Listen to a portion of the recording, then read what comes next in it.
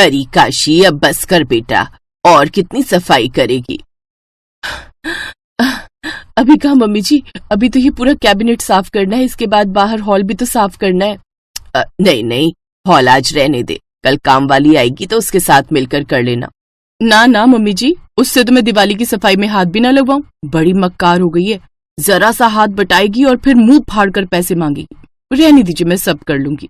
उफ, तुझे समझाना मतलब तो भैंस के बराबर बीन बजाने जैसा है। माना कि दिवाली के त्योहार पर घर की साफ सफाई की जाती है, पर इस तरह से एक एक चीज को कौन खिसता है भाई? तेरी साफ सफाई के चक्कर में वहां पूरी की पूरी रसोई मुझे संभालनी पड़ रही है। तो ये निकली ना असली बात, आपको दिवाली की सफाई से प्रॉब्लम नहीं है, बल्कि रसोई संभालने से प्रॉब्लम है। नहीं री, रोज का काम तो यूं चुटकियों में मैं निपटा लूं, लेकिन क्या मम्मी जी? रोज के खाने के अलावा और क्या करना है आपको रसोई में? अरे कल दिशा का फोन आया था, बोल रही थी कि इस बार दिवाली पर बाजार से खरीद कर ना भेजो मिठाई। उसके ससुराल वालों की खास फरमाइश आई है, मेरे हाथ से बना कलाकंद, बेसन के लड्डू और साथ में ढोकला चाहिए उन्हें। हाँ तो आपके हाथ का चाहिए तो बनाइए ना, क्या परेशानी है? ये कहते हुए काशी फिर से अलमारी में जमी हुई धूल साफ करने लगी। वो लगातार अपनी सास से नजरें चुरा रही थी और ये बात उसकी सास कमला भी अच्छे से समझ रही थी। मेरे हाथ का मतलब कि सब कुछ मैं अकेले खड़ी होकर बनाऊंगी क्या? बहू जितना मन घर के बाकी कामों में लगाती हो, उतना ही अगर रसोई में लगा लो ना, तो कसम से हमारा घर स्वर्ग बन जाए। अरे अरे मम्मी जी, ऐसा तो गलती से भी नहीं होना चाहिए। अगर हमारा घर स्वर्ग बन गया तो हम सब तो स्वर्गवासी हो जाएंगे ना। जब मैं सचमुच स्वर्गवासी हो जाऊंगी ना, तब समझ आएगा कि एक औरत के लिए रसोई में मन लगाना कितना जरूरी होता है। ओफो मम्मी जी, अब आपकी सारी उम्मीदें मैं अकेली तो पूरी नहीं कर सकती ना। कुछ काम मीनाक्षी को भी बोल दिया कीजिए। कब तक वो नई बहू बनी रहेगी? मैं अगर दिवाली की साफ सफाई में लगी हूँ तो उसे आप रसोई में लगाइए ना अपने साथ। ये कहकर काशी अपनी सास की तरफ देखकर मुस्कुरा दी, जिसके जवाब में कमला ने गुस्से से उसे घूरा और फिर वहां से चली गई। असल में कमला के 3 बच्चे थे। बड़ा बेटा किशोर, जिसकी पत्नी काशी थी, उसकी छोटी बेटी दिशा, जिसकी भी शादी हो चुकी थी, और तीसरा और सबसे छोटा बेटा सर्वेश, जिसकी शादी बस 1 महीने पहले उसके ही ऑफिस में काम करने वाली मीनाक्षी से हुई थी। शादी के 2 दिन बाद ही मीनाक्षी अपने मायके चली गई थी और अब दिवाली से 3 दिन पहले ही ससुराल लौटी थी। तो अब तक सही मायने में अपने घर का कोई काम उसने नहीं संभाला था। दूसरी तरफ कमला को शुरू से ही खाना बनाने और खिलाने का बड़ा शौक था, लेकिन उसकी बड़ी बहू काशी उससे बिल्कुल उलट निकली। वो घर के सारे काम कर लेती, लेकिन रसोई में खाना बनाना उसे बिल्कुल पसंद नहीं था। और अब वाकई कमला की सारी उम्मीदें अपनी नई बहू पर ही टिकी हुई थी। मीनाक्षी, कैसी हो बेटा? अरे मम्मी जी, आइए ना, मैं अच्छी हूँ, आप कैसे हैं? अब बस ठीक ही हूँ बेटा। अब तुम देख ही रही हो घर में कितना काम फैला हुआ है। काशी घर की साफ सफाई में लगी है, उसे तो बिल्कुल फुर्सत नहीं। तो तुम ऐसा करो, दिवाली के पकवान बनाने में तुम मेरी थोड़ी मदद कर दो चल के। ओह मम्मी जी, आप क्यों इतनी टेंशन ले रही हैं? आप मुझे बताइए, आपको दिवाली के लिए क्या क्या चाहिए? देखिए आजकल सब कुछ ऑनलाइन मिल जाता है, और वो भी एकदम प्रीमियम क्वालिटी में। अरे नहीं नहीं बेटा, जितने में 1 किलो मिठाई आएगी ना यहाँ से, उतने में तो सारे पकवान बनकर तैयार हो जाएंगे घर में। और ये कंपनी वाले कितना भी बोले, घर जैसी शुद्धता थोड़ी ही ला सकते हैं। और फिर इस बार दिशा के ससुराल से खास फरमाइश आई है कि मेरे हाथ का बना कलाकंद, बेसन के लड्डू। और ये क्या बात हुई? दिशा दीदी के घर वालों को सोचना चाहिए कि इस उम्र में आप कैसे करेंगी इतना कुछ, और ससुराल वाले नहीं सोच रहे तो दिशा दीदी को तो सोचना ही चाहिए। अब रुकिए, मैं अभी दिशा दीदी से बात करती हूँ। नहीं नहीं, रुक जाओ बेटा, अब मैं खुद बात कर लूंगी उससे, तुम फोन मत करो। मीनाक्षी से हुई इस बातचीत से कमला को इतना तो समझ आ गया कि 2 बहुओं के होते हुए भी उसकी रसोई उसके बाद सुनी ही रहने वाली थी। क्या करूं, फोन करके दिशा को मना ही कर दूं क्या? अब नहीं, साल का सबसे बड़ा त्योहार है, और फिर मांगा ही क्या है उसके घर वालों ने, बस थोड़े बहुत पकवान। बहुएं नहीं लगेंगी साथ में तो क्या मेरे घर में दिवाली के पकवान नहीं बनेंगे? अब चलो, फिर मैं भी इन दोनों को दिखाई देती हूँ कि मैं क्या चीज हूँ। अब तो दिवाली के लिए इतने सारे पकवान बनाऊंगी मैं कि ये दोनों की दोनों शर्म से पानी पानी हो जाएंगी। कमला का ऐसा सोचना सही था या गलत, ये तो फिलहाल कोई नहीं जानता था, लेकिन उसकी बहुएं ये जान गई थीं कि उनकी चाल नाकाम हो गई थी। उफ़, मीनाक्षी ये तो फिर से रसोई में पहुंच गई। हाँ भाभी, मुझे तो लगा था अकेले सब कुछ करने का सोचकर मम्मी जी हार मान जाएंगी, और फिर दिवाली के सारे पकवान हम ऑनलाइन मंगवा लेंगे। मैं इस घर में तुमसे पहले से हूँ और मम्मी जी को तुमसे बेहतर जानती हूँ। कहा था ना तुमसे कि तुम्हारा आइडिया एकदम बेकार है। अब हाँ, तो आप ही कोई तरकीब बताइए ना, बोलिए अब क्या करें हम। फिलहाल तो मम्मी जी के साथ रसोई में लगने के अलावा और कोई ऑप्शन है नहीं हमारे पास। फालतू में तुम्हारी बातों में आ गई और घर की साफ सफाई में लगी रही। पहले इतना थक गई हूँ और अब यहाँ रसोई में लगना पड़ेगा। ओहो भाभी, आप मम्मी जी को थोड़ा बहुत काम करने तो दो। आप देखना 1-2 घंटे में जोश ठंडा पड़ जाएगा इनका, फिर खुद आकर सब कुछ ऑनलाइन ऑर्डर करवाएंगी मुझसे। अच्छा, अब ऐसा करना मुझे ठीक तो नहीं लग रहा, लेकिन चलो ट्राई करके देखते हैं। इसके बाद दोनों बहुएं अपने अपने कमरों में चली गईं और आराम से सो गईं। दूसरी तरफ कमला अकेली रसोई में लगी रही। फिर करीब 4 घंटों के बाद, मीनाक्षी जल्दी उठो। क्या हो गया भाभी, सब ठीक तो है? नहीं, कुछ ठीक नहीं है। मम्मी जी ये उन्हें हॉस्पिटल लेकर गए हैं। क्या? पर हुआ क्या उन्हें?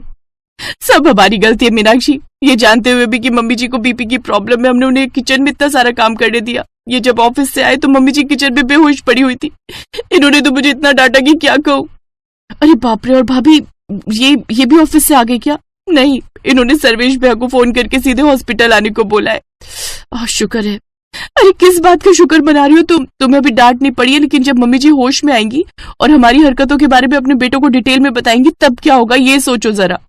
अरे हाँ भाभी, तो अब क्या करें? काशी और मीनाक्षी वाकई पछता रही थी। दूसरी तरफ कमला भी हॉस्पिटल में होश में आ चुकी थी। और फिर माँ, आखिर जरूरत क्या थी आपको किचन में इतनी देर तक खड़े रहने की? बेटा, वो दिवाली का त्योहार था तो क्या माँ, काशी और मीनाक्षी थे ना घर पर, उन्हें करने दो ना सब कुछ। आज अच्छे से क्लास लगाई है मैंने काशी की, आगे से आपको कभी किचन में नहीं लगना पड़ेगा। अरे ऐसा क्यों? जब घर हम सबका है तो काम सिर्फ वो दोनों के ही सिर क्यों? और बेटा, काशी से तुझे कुछ नहीं कहना चाहिए था। वो बेचारी पहले ही कितने दिनों से घर की साफ सफाई में लगी है, और मीनाक्षी वो तो अभी नई है बेचारी, उसे थोड़ा समय तो लगेगा ना सब कुछ समझने करने में। और मेरी चिंता मत करो तुम दोनों, मैं ठीक हूँ बिल्कुल। हॉस्पिटल के कमरे के बाहर खड़ी काशी और मीनाक्षी अब वाकई शर्म से पानी पानी हो गई थी। उनकी सास कमला ने उनके खिलाफ अपने बेटों से कुछ नहीं कहा। और फिर कमला के घर आने के बाद, अब सर्वेश बेटा जरा 2 मिनट मेरे साथ बैठ दो, दिवाली के लिए सारे पकवान मंगा लेते हैं, वरना फिर दिशा के घर समय से पहुंच नहीं पाएगा सब कुछ। अरे पर बाहर से कुछ क्यों मंगवाना है माँ? मैंने तो सुना है कि दिशा दीदी के घर वालों को इस बार सब कुछ घर का बना हुआ चाहिए था ना। हाँ चाहिए तो था, लेकिन अब कैसे बनेगा सब कुछ? कैसे नहीं, सब कुछ कैसा बना है आप तो ये बताइए मम्मी जी। ये कहते हुए काशी ने अलग अलग पकवानों से भरी प्लेट कमला की तरफ बढ़ा दी, जिसे देखकर कमला ने कहा, अरे वाह, तुम लोगों ने पहले ही इतना कुछ मंगवा लिया। मंगवाया नहीं मम्मी जी, ऑनलाइन वीडियोस की कृपा से ये सब कुछ आपकी दोनों बहुओं ने मिलकर घर पर ही बनाया है। हाँ मम्मी जी, हमें माफ कर दीजिए, कायदे से तो ये सब हमें पहले ही कर लेना चाहिए था। अरे कैसे कर लेती पहले, जब मैंने ही तुमसे करने नहीं कहा था? किशोर, सर्वेश, आ जाओ भाई, बाकी बातें बाद में, पहले जरा ये कलाकंद चखते हैं। जरा देखे तो ये देवरानी जेठानी मिलकर अपनी सास को हरा पाई हैं या नहीं। ये कहकर कमला ने कलाकंद का एक टुकड़ा अपने मुंह में रख लिया और फिर उसकी आंखों से आंसू बहने लगे। और फिर पूरा परिवार दिवाली की खुशियां मनाने के लिए तैयार हो गया।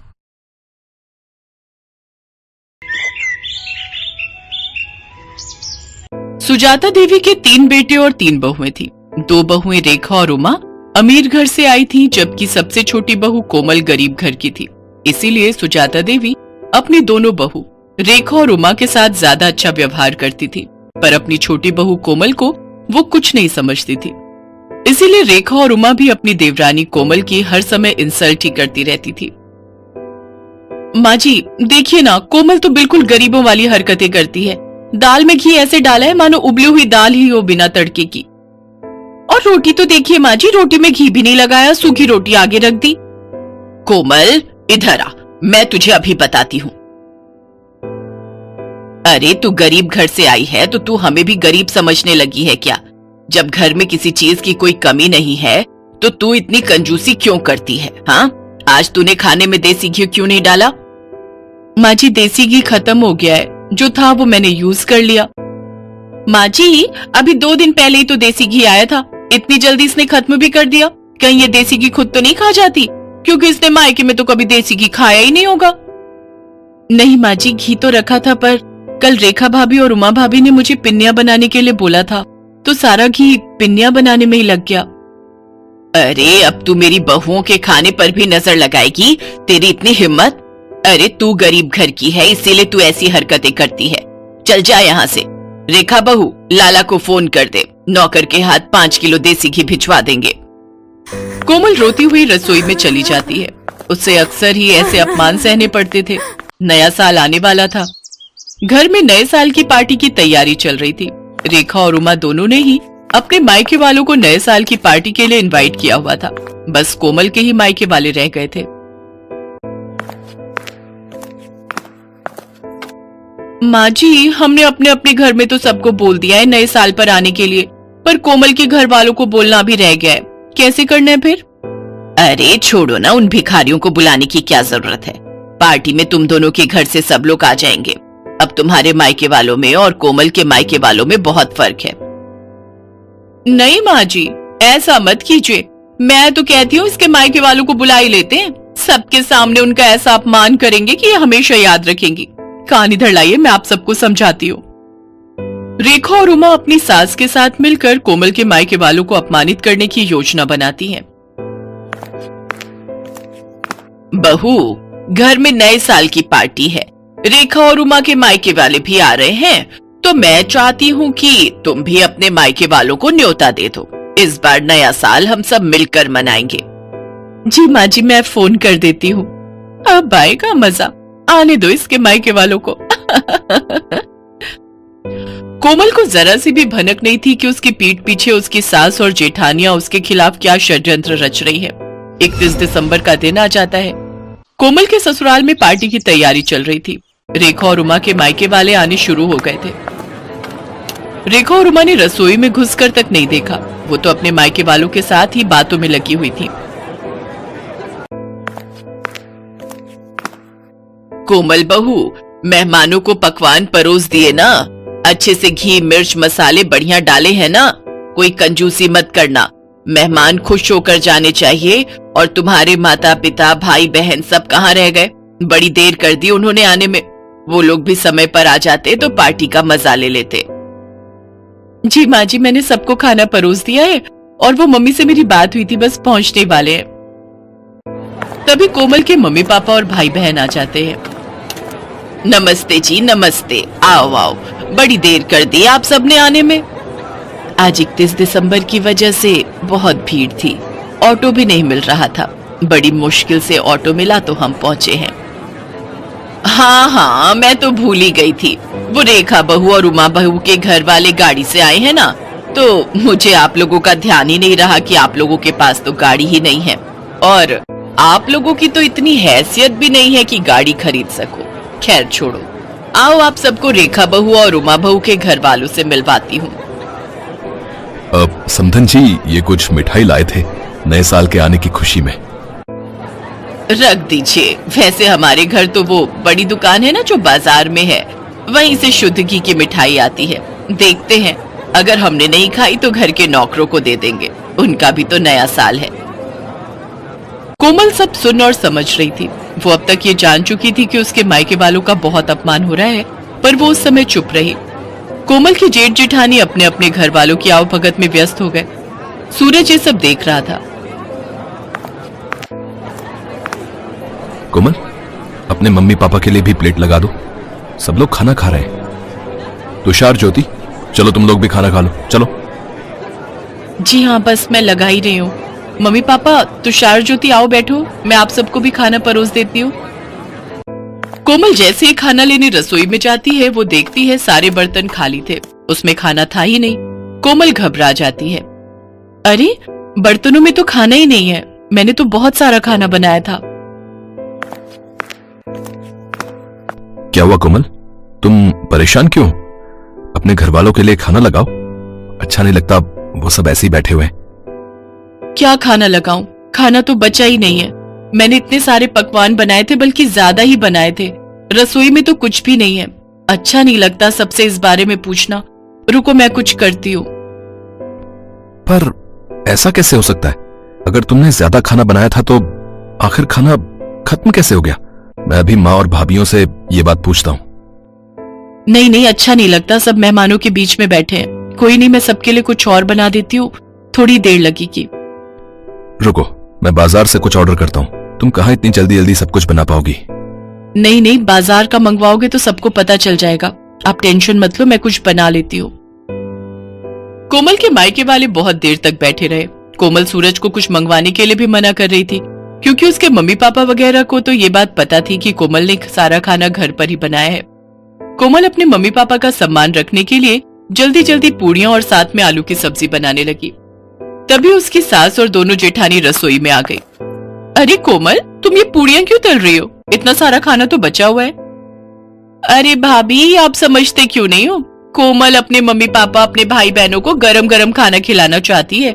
इसने हमारे घर वालों को तो ठंडा खाना खिला दिया, अब अपने घर वालों को बढ़िया पकवान खिलाना चाहती है। इसके घर वालों ने कभी ऐसा बढ़िया खाना खाया नहीं होगा ना, तभी ये ऐसा कर रही है।